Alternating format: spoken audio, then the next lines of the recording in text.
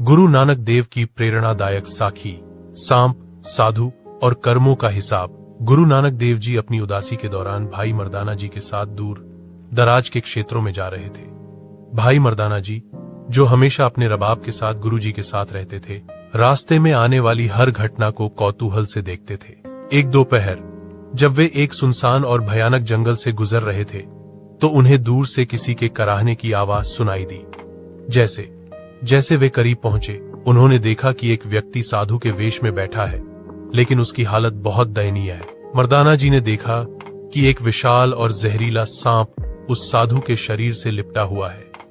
वह सांप साधारण तरीके से नहीं बैठा था, बल्कि वह बार बार अपने फन से साधु के मांस को नोच रहा था।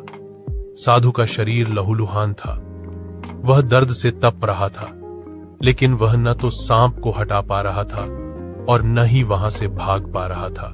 मर्दाना जी यह देखकर कांप उठे। उन्होंने रुककर गुरु जी से कहा, धन्य गुरु नानक, मेरी बुद्धि चकरा रही है। यह व्यक्ति प्रभु का सिमरन कर रहा है, साधु का चोला पहना है, फिर इसे यह भयंकर दंड क्यों मिल रहा है? क्या भगवान के घर में न्याय नहीं है? गुरु जी शांत भाव से खड़े रहे और मर्दाना जी से बोले, मर्दाना, परमात्मा के न्याय में कभी चूक नहीं होती। जिसे तुम आज साधु देख रहे हो, वह पिछले जन्म में एक कपटी और लालची व्यक्ति था, और यह सांप जो आज इसे डस रहा है, पिछले जन्म में एक भोला भाला इंसान था।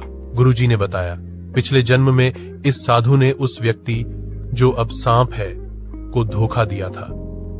उसने उसके भरोसे का खून किया और उसकी मेहनत की गाढ़ी कमाई हप ली थी। वह गरीब व्यक्ति दाने दाने को मोहताज हो गया और भूख व दुख के कारण तप तप कर मर गया। मरते समय उसके मन में केवल उस धोखेबाज के प्रति प्रतिशोध की भावना थी। गुरुजी ने आगे समझाया कि वह गरीब व्यक्ति आज सांप के रूप में पैदा हुआ है, ताकि वह अपना हिसाब पूरा कर सके, और यह ठग जिसने साधु का रूप धरकर केवल दुनिया को दिखाने के लिए भक्ति का ढोंग किया, आज अपने शरीर से उस कर्ज को चुका रहा है।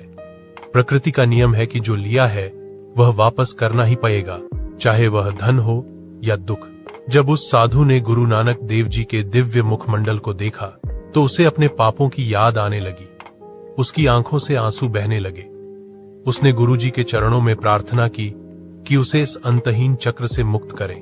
तब गुरुजी ने उसे और मर्दाना जी को जीवन का सबसे बड़ा सत्य समझाया। दिखावे की भक्ति व्यर्थ है। यदि मन में पाप है और बाहर साधु का चोला, तो वह